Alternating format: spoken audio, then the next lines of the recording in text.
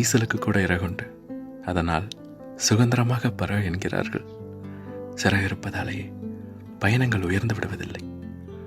ஈக்களுக்கும் தேனீக்களுக்கும் கூட சிறகுண்டு.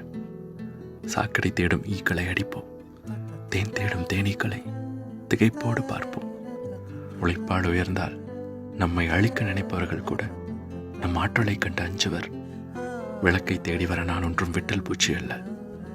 என் பயணம் தொடரும் அந்த தேனியாய். பறந்து போகின்றேன் சிறகில்லாமல்,